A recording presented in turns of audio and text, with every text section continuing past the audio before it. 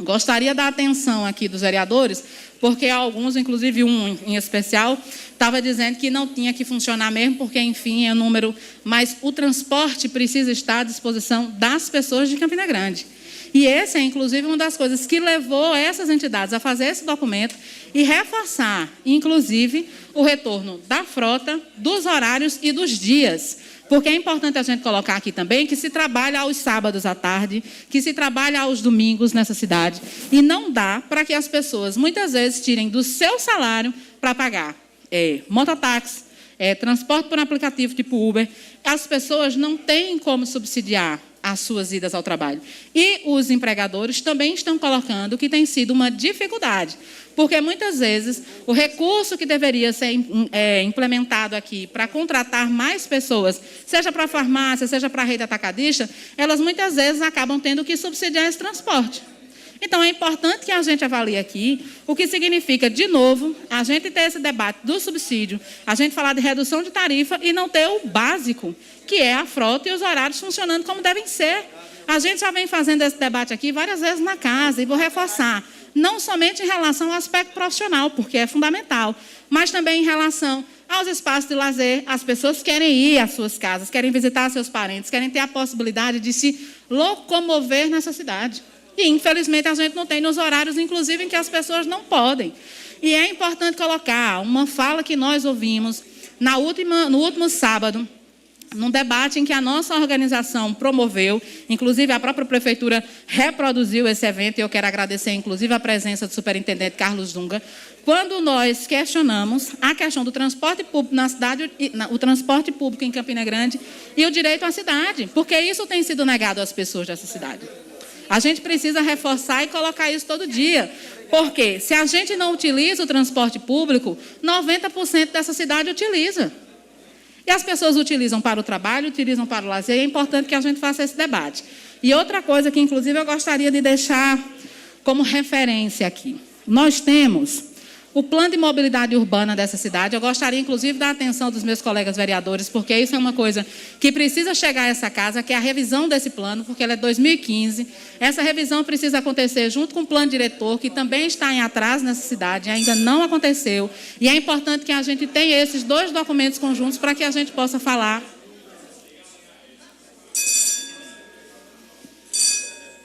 Gostaria que os vereadores... a gente pudesse fazer um pouco de silêncio para ouvir a vereadora Jo, que está na...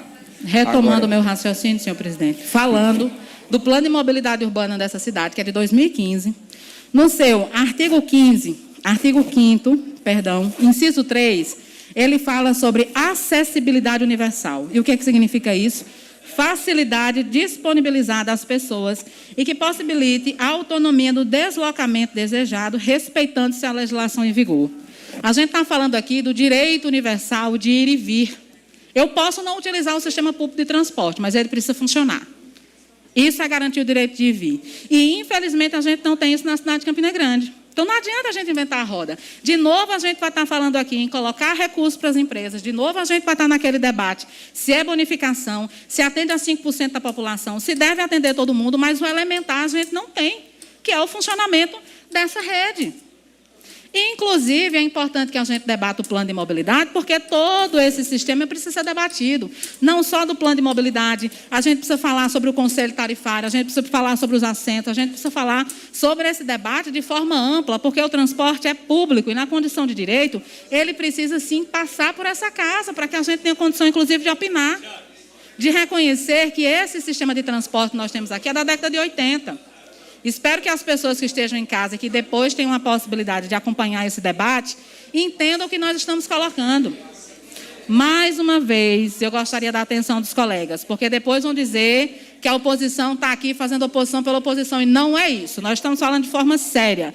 Todo dia eu recebo nas minhas redes sociais as pessoas reclamando que não tem ônibus para ir para o Jardim Europa, que não tem ônibus para ir para São José da Mata, que não tem ônibus para ir para Catolé de Boa Vista, que não tem ônibus para ir para Cássio Figueiredo, que não tem ônibus para ir para o Aloysio Campos.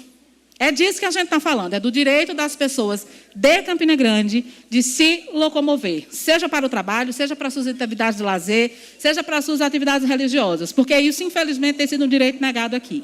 E outra coisa que é fundamental, que a gente tem, inclusive, a possibilidade de ouvir o que as pessoas dizem nos meios de comunicação, quando elas reclamam do não funcionamento do transporte, quando elas reclamam da qualidade dos ônibus que prestam serviço a essa cidade. A gente precisa, inclusive, discutir aqui essa questão da concessão. Outra coisa, vou colocar na roda também.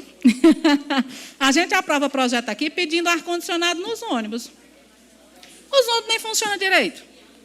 Como molesta a gente vai falar de uma coisa se a outra necessariamente não funciona como deveria? Então, é importante que a gente tenha seriedade de entender do que a gente está falando aqui. E a emenda do vereador Olímpio é extremamente feliz porque ela dialoga com a necessidade da cidade de Campina Grande.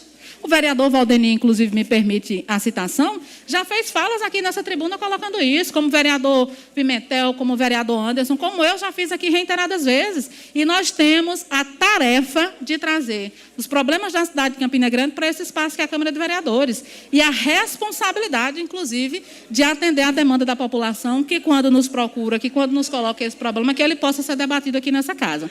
Então, que nós temos a possibilidade de apresentar essa emenda, porque ela é não só importante, como necessária para que a gente possa fazer o debate sobre os subsídios de novo aqui, senhor presidente. Muito obrigada.